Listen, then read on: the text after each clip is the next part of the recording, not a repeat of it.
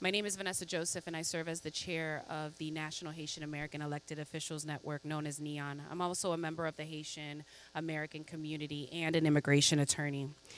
I share that because I want you to know that today's issue is not a theoretical one for me or any of us who are here today. Because as an attorney, I also see this as a member of the Haitian diaspora, and I also see it as someone who works with families trying to understand what this ruling means for their lives, for their children, for their work, and of course for their future.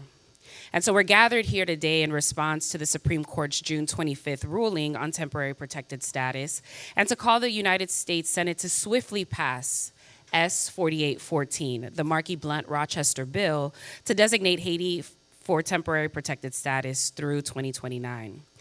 Today's press conference is hosted by several organizations in partnership with community organizations, advocates, faith leaders, labor partners, TPS holders, and Haitian American elected officials from across the country. We're grateful to our partners and presenters, including NEON, the Florida Immigrant Coalition, FLIC, Family Action Network Movement, FUM, SUNTLA, Haitian Neighborhood Center, the Haitian American Professionals Coalition, HAPC, IET Community Trust, ACT, Avancé Ensemble, SEIU 32BJ, Miami Worker Center, and the many community leaders who continue to stand with Haitian families. This is a South Florida press conference, but this is a national call to action. Haitian TPS holders and their families live, work, worship, they study, they contribute in communities across the United States. And that's why you're not only going to hear from leaders here in South Florida, but also from elected officials joining us virtually from New York City, Boston, East Orange, and Washington, D.C. For the sake of time, speakers will proceed in the order listed in the program. Each speaker will offer very brief remarks from their area of work and leadership, and we ask all speakers to keep remarks. Same. We ask all speakers to keep remarks focused and within their allotted time. We have a very, very clear message today, and that is that Haitian TPS holders are part of our families. They're part of our workplaces, our churches, our schools, our businesses, and communities.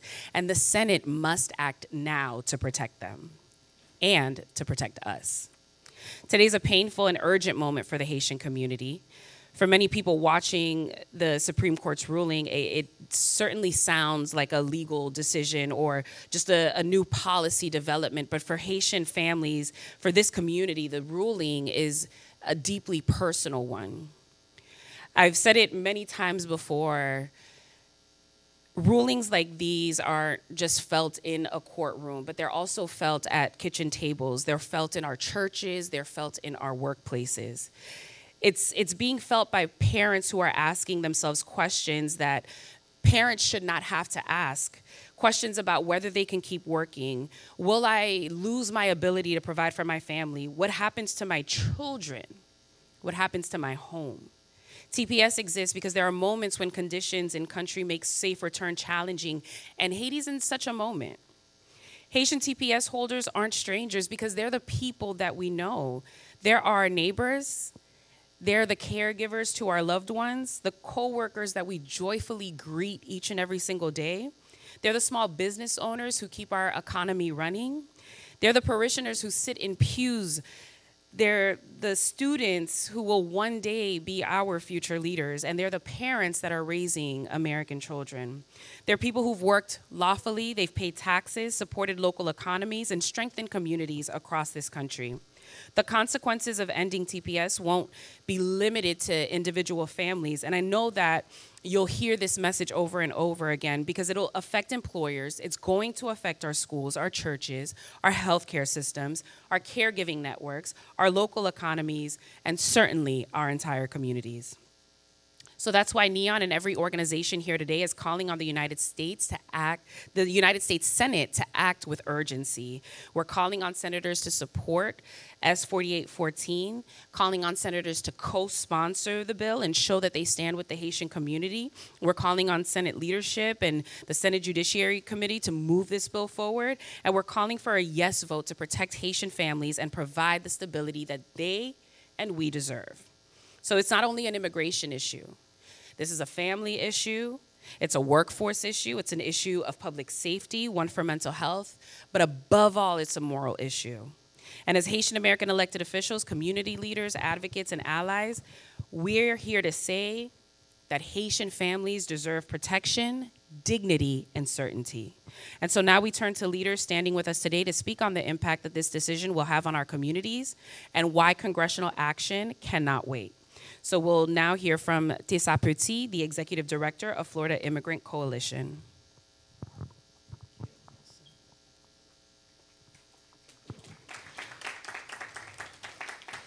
Good morning, everyone.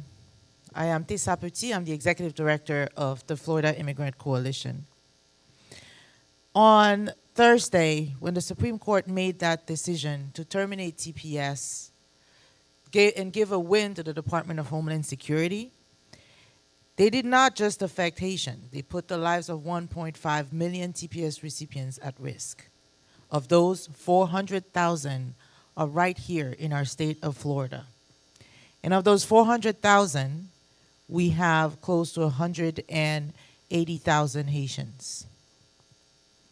Temporary protective status was created to protect people who are in the United States from having to return to their home country because their home country is unsafe.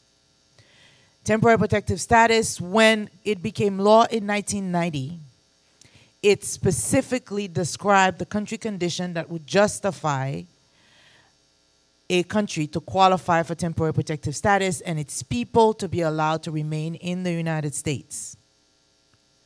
Regardless of what the Supreme Court said and regardless of what the Department of Homeland Security says, by law, Haiti qualifies for temporary protective status. We do. The Supreme Court decision, and you've heard Vanessa mention earlier, the Supreme Court decision is going to uproot hundreds of thousands of families, 350,000 Haitians who are TPS recipients with over 80,000 US-born children. We have been through this before. We've had temporary protective status for Haiti since 2010. And practically every 18 months, we go through a similar struggle, but for some reason, this one looks more final, right? More dangerous for our communities. But the truth is, we knew a long time ago that Haitians needed a more permanent status in the United States because of our situations in Haiti. We also know that Congress in April understood and recognized that the need for a long-term status for Haitians not only was needed but justified.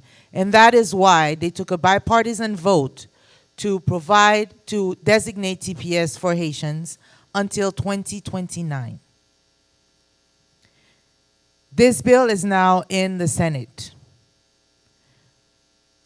What happened in the House of Representatives was that Republicans felt emboldened and brave enough to vote yes for Haiti TPS because members of Congress who are Republican out of here in Florida had the courage to vote yes and to sign the discharge petition. Why? Because Florida is home to the largest Haitian diaspora in this country. Actually home to the largest Haitian diaspora in the world. And that is the reason why we have our two senators here in the state of Florida need to step up and be brave and publicly announce and co-sponsor Senate Bill S-4814. They need to do it because then that will help us find the other Republican senators who are willing to help our Haitian communities. The two senators in Florida took an oath, and when they went to the election, they agreed to protect everyone in the state. And as Haitians in the state, we need their protection.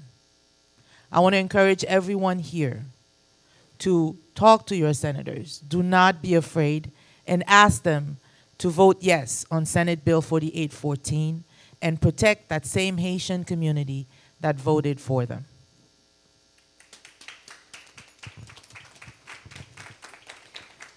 Thank you so much, Tessa. At this time, I'd like to welcome Andy Cabrera, the Florida District Leader for SEIU 32BJ, to speak on the impact on workers and the economy.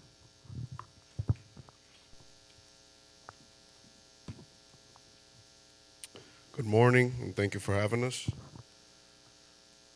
My name is Andy Cabrera. I'm the district leader for Service Employee International Union, Local 32BJ. I want to share that collectively today we are heartbroken. We stand with our partners, elected officials, and community to express outrage and grief at the Supreme Court's decision giving this administration nearly uncheckable power to upend the lives of these and all TPS recipients. TPS holders came from fleeing disasters, violence, and dangerous conditions. And by this administration's own admission, countries like Haiti are still very dangerous, that the State Department warns U.S. residents not to travel there.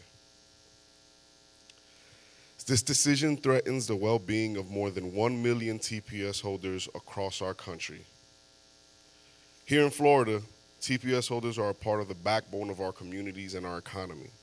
They are airport workers, cleaners, security officers, food service workers, and many others who keep our state running.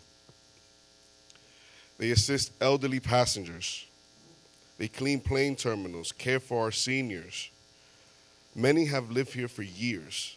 Many of their children and relatives who are U.S. citizens are also being affected by this decision. This not only hurts them, this hurts us all. This current administration would have us believe that immigrants are the reason why wages are low and people are struggling. I'm here to say that this is false. Harsh immigration policies do not protect workers. They push people into the shadows. They make exploitation easier, they drive down the wages, and they weaken protections for everyone. This is not a Haitian issue. This is an American issue.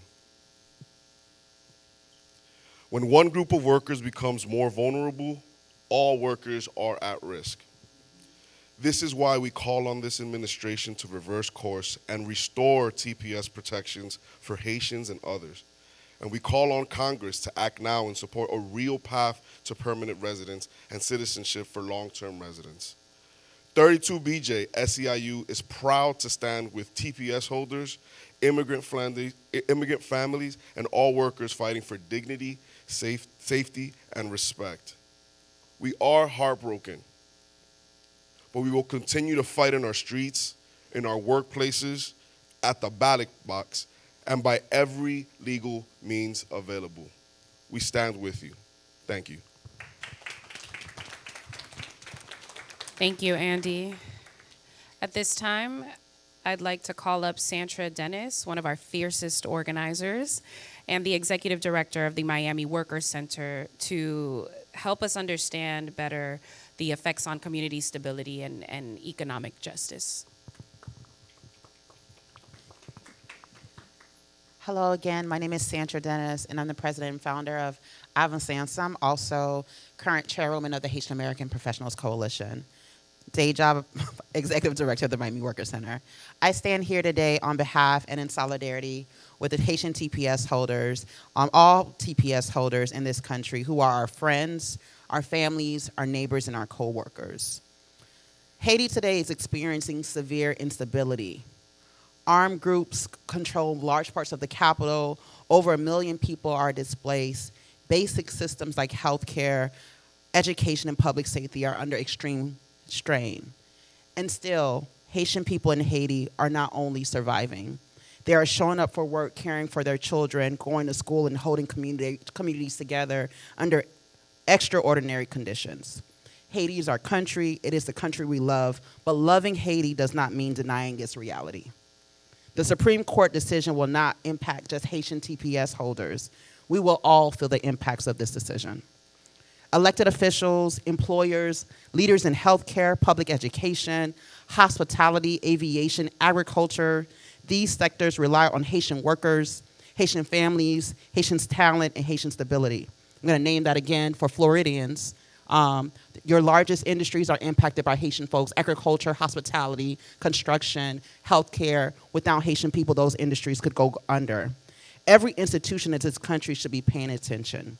It is not enough to issue statements. It's not enough to express concern. No one can remain on the sidelines while families are put at risk. That contradiction demands action. Haitians are not asking for favors. We are asking for consistency, honesty, and protection that reflects this reality. That is why the Senate must pass S 4814 immediately to protect Haitian families who are already part of the fabric of this country. As we celebrate 250 years of this nation, the question that we ask is, do we choose to protect the people who are already here, contributing to our communities, or turn away from them in this moment of crisis? Leadership is not neutral. It requires action, and the time for action is now. Thank you so much.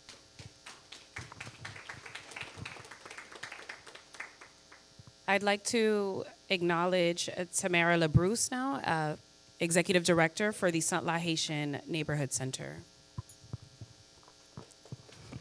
Good morning, everyone, and thank you so much for joining me, us. I'm Tamara LaBruce, and I'm the Executive Director of Saint La. And today, I'm not just speaking as a community leader, but as someone who witnesses the lived reality of Haitian families every single day. Behind every policy decision are real people: parents trying to keep food on the table, workers caring for our elderly, healthcare aides staffing our hospitals, and families raising U.S.-born children, American children, who called this country home. Since the Supreme Court ruling, fear and uncertainty have intensified across our community. At Saint La, we are hearing from families who are frightened, who are overwhelmed, and who are desperate for answers. They are asking, will I lose my job? Is it safe for my children to go back to school? Will I be separated from my children? How will I pay my mortgage? What happens with my driver's license, my work permit, my future? These are not abstract questions. These are urgent survival questions. The immediate need right now is very, very clear. Our families need accurate information, reassurance, and trusted legal guidance. In moments like these, misinformation spreads quickly, fear escalates, and bad actors take advantage of those who are the most vulnerable. This is why community-based organizations like Saint La and the many that have joined us today are serving as critical first responders, providing legal referrals, case management, emergency support, workforce guidance, and the trusted information in culturally accessible ways. What our community needs most is stability, not confusion. Our families cannot plan for their future when policy shifts create constant uncertainty. Children suffer when parents live in fear. Employers suffer when experienced workers disappear. Entire communities suffer when stability is replaced by chaos. Haitian TPS workers and holders are deeply woven into every fabric of this nation. As you've heard, they are taxpayers, they are homeowners, business owners, caregivers, construction workers, entrepreneurs, and essential workers. They contribute millions, billions to our economy and help sustain critical sectors, including healthcare, elder care, hospitality, and construction. Removing protections does not harm Haitian families. It harms entire communities and entire economies. We are asking the Senate to act now. This is urgent. Congress has the power to provide meaningful relief and lasting protection for families who have lived, worked, and contributed here for many, many, many years. Congress has both the authority and the moral responsibility to provide meaningful relief and lasting protections for Haitian families who have lived, worked, paid taxes, raised children, and strengthened our communities for years. This moment calls for courage, not for chaos, not for timid action. Compassion is needed, and more leadership is required. Haitian families deserve safety, they deserve stability, and they deserve dignity.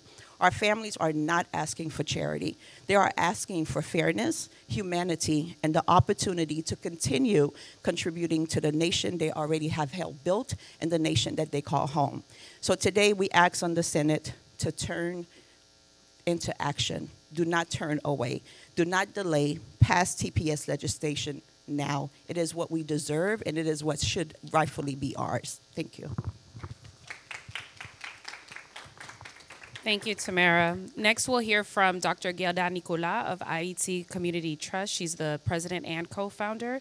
And Dr. Nicolas will speak to the mental health and emotional toll that this ruling and TPS uncertainty is having on Haitian families and communities. Dr. Nicolas.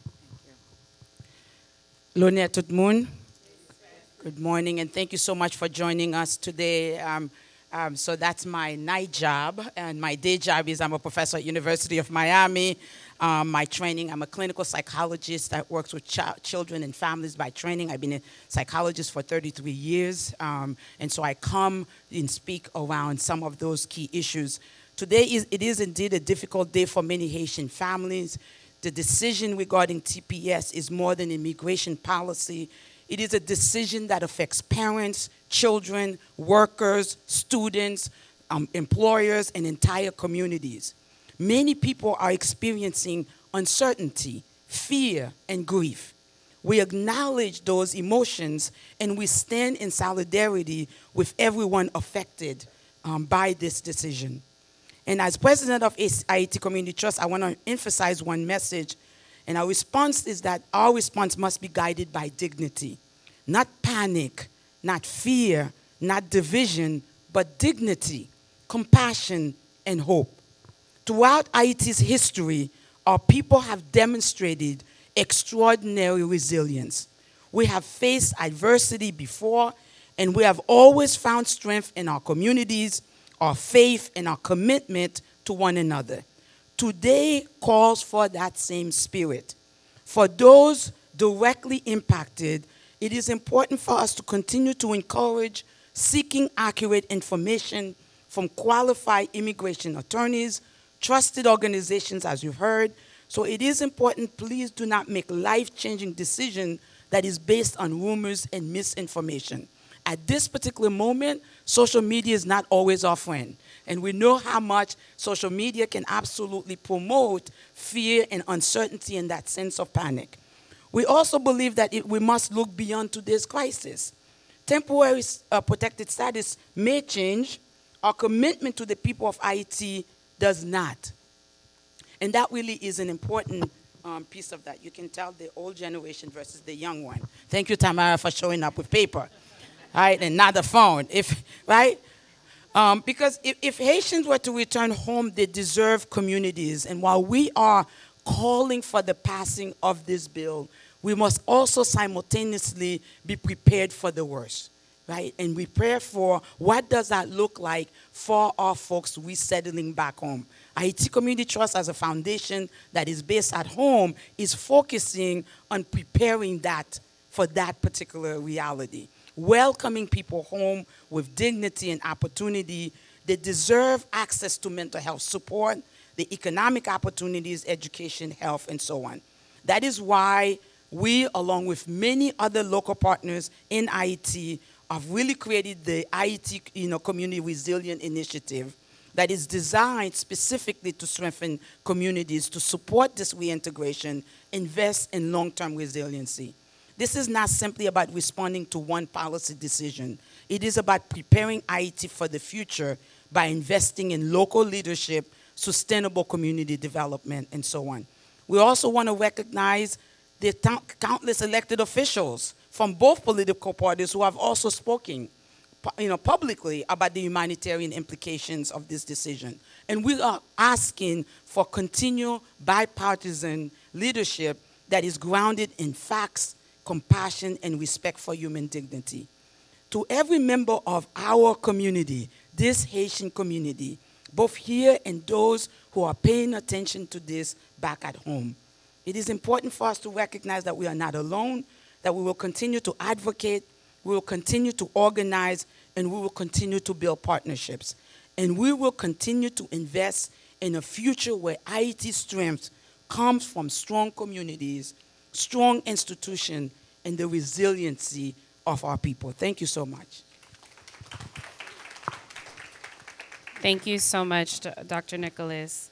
Because NEON is a national organization, today's message does extend beyond South Florida. And we have Haitian TPS holders and their families living in communities across the country. And so the impact of this ruling is not just going to be felt here, but also in New York, Massachusetts, New Jersey, and of course, DC, and many other states. And so we're going to transition now to the virtual portion of the agenda, which will now be broadcast and live streamed. Good morning, everyone. Good morning. My name is Berkson Lennius. I'm a councilman representing the city of East Orange in New Jersey. And I'm also vice chair of NEON, the National Haitian American Elected Officials Network. I welcome everyone who is here for this important conversation and press conference regarding the recent decision by the Supreme Court of the United States regarding TPS holders. And due to time constraints, I would like to immediately get right into it. So at this time, I'd like to have Juveni Piquant, who is the chief of staff for Councilmember Rita Joseph out of Brooklyn, New York, excuse me. Juveni? Thank you so much. Good morning, Neon. I'm Chief of Staff Giovanni Piquant, Chief of Staff to New York City Council Member Rita Joseph from Brooklyn, New York. We're actually inside right now at our press conference that we are holding in Little Haiti, BK. But as we know, the Supreme Court's decision is a devastating decision that will be affecting Haitians, not just only in New York City, but across the country and in the world. Haitians and our communities have contributed so much to this economy professionally and throughout the educational system. And it is so important that we continue to organize grassroots with clergy, with educators, with all sectors and labor unions to make sure we are sounding the alarm and urging the Senate to pass this as swiftly as possible to ensure that we have a pathway to permanentship for Haitians and also our Syrians as well. It is so incredibly important that we continue to organize, we raise our voices, we engage our youth and all members of our societies to make sure that we are protecting our Haitian communities and temporary protected status. I also want to thank Vanessa Joseph, who is the leader of NEON, and also NEON for putting this together and all of our incredible leaders. Thank you. Thank you so much, Juveni. We truly appreciate you and Councilmember Rita Joseph, who is always fighting for us. And at this time, I'd like to ask Honorable Claudette David, Commissioner, Advisory Neighborhood Commission, the ANC 3F out of Washington, D.C., to give her perspective. Commissioner David. Hello, everyone, and thank you, Neon. As our colleagues, my colleagues have said, this is not only simply a Haitian issue, but it's an American issue, and Congress has an opportunity to act. HR 1689, a bipartisan bill that passed in the House, is now in the Senate, and I'm just reiterating, we are asking everyone to sign on to S4814 because it allows us to track all of our supporters so that when HR 1689 is introduced on the floor in the Senate, that it passes. Right now, we need all Democrats to support HR S4814 and at least 13 Republicans. Right now, there are only 19 co-sponsors on S4814. 18 of those Democrats, one independent, that's Senator Angus King. Mind you, there are 45 Democrats in the Senate and 2 independents. So we are waiting on the other Democrats and and one more senator, that is Senator Bernie Sanders. So again, I'm asking everyone who can to reach out to your U.S. senators to co-sponsor S4814 so that we know that we have the numbers to pass HR 1689. That is the bipartisan bill that has already passed in the House. So we can send that bill, have it pass in the Senate, send that to the president's desk. Thank you so much for your time, and I'll pass it on. Much Honorable David. Once again, as Chairwoman Joseph stated, We're a national organization, and we have many different pockets throughout this country with large Haitian populations. And New Jersey is no stranger to that, as the fourth largest population of Haitian Americans, and of course our TPS holders. Um, I stand proudly with the Haitian community across New Jersey and all of the United States, of course. I call on all our United States Senate to pass S 4814 without delay. The Haitian community is the backbone of so much of what makes New Jersey great. And from our hospitals, our construction sites, to our schools, our businesses, and our houses of worship, Haitian Americans show up every single day with resilience, dignity, and an unmatched work ethic. They are nurses, engineers, entrepreneurs, teachers, and neighbors who pour their hearts into the communities they call home. Their contributions to our state's infrastructure and social fabric are not just significant, they are indispensable. To all my Haitian brothers and sisters across New Jersey, you are seen, you are valued, and you deserve the full protection and recognition of the laws of this nation. That is why the Senate must act now and pass S 4814. This is not a partisan issue. It is a matter of justice, dignity, and honoring the contributions of the community that has given so much to this country. Every day of inaction is a day that hardworking families are left in uncertainty. I urge my colleagues, advocates, and every New Jerseyan who believes in fairness and equity to raise your voice, call your senator, demand action. The time to pass S 4814 is now. And at this time, I'd like to call on representing Boston, Julian Vivisekis, who is advanced chief scout for our great councilwoman from the great city of Boston, Ruth Z. Louis-Jean. Hi, everyone. I am on behalf of the counselor. She should be on in about a minute. If you'd like to let the next person go for a moment, and she should be on in a moment and speak to you all. All right, thank you so much. At this time, I'm not sure if Madam Chair is available to say a few words.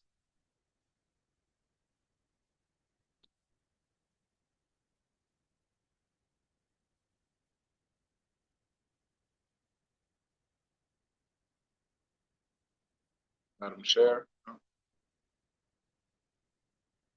Okay, thank you. And I'd like to call up Brianna Armstead, who is one of our young advocates out of the great state of New Jersey as well, to just say a few words. Brianna? I'm here. Thank you, Councilman and our Vice Chair. Thank you guys for all the hard work that you guys are doing. Like you guys said, this is not a partisan issue. This is something that Republicans and Democrats have to come together to support. Advocacy is not a one-size-fits-all approach, but I think collectively, if we continue to put our our efforts together, I think we'll get into a great space. And it's just troubling times. So thank you so much for calling on me, and thank you guys so much for organizing. It's really imperative that we are coming together collectively at this time. Thank you for your powerful words, Honorable Armstead. And to my colleagues, again, thank you for coming. We know that everyone is being pulled in so many different directions, but we thought it was critical and vastly important that we made sure that all of our voices are heard. Again, you have some of the largest demographic of Haitian population outside of Haiti represented right here on this call, and obviously in person in Florida. And it's critical that our voices are heard. We will continue to advocate. This is just a press conference and also call to action, but we will be releasing steps going forward on what we plan to do as an organization and how we plan on calling on the community to assist in the activities that we will be participating in. Again, have to be serious about this issue. This is a humanity issue. This is an issue that will touch many different lives. We are just the first domino to fall. And if we allow this to happen, if we stand idly by, then many other countries will face similar situations, and we cannot allow that to happen. And so just like history and always, the Haitian community must step up, and we must support our people. No matter the cost, we must support our people. And we must call on our state, federal, and local representatives to all be in unison on this issue as we move forward. And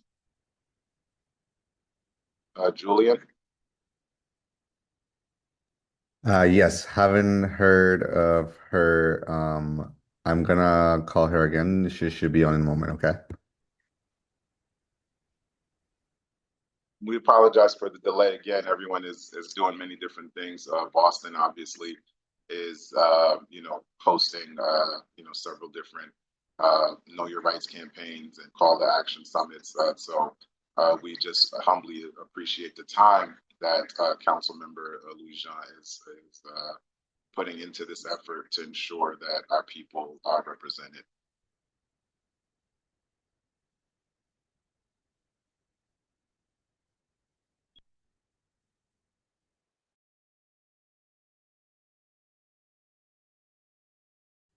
And at this time, I see that our Councilmember Louis Jean is on.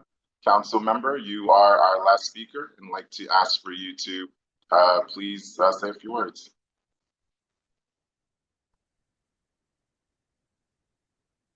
Good morning, everyone, and I want to thank the National Haitian American Elected Official Network for their prompt response to these reckless actions by both the administration and by the Supreme Court. I want to thank the chair, Vanessa Joseph, for her work, and want to thank the entire e-board.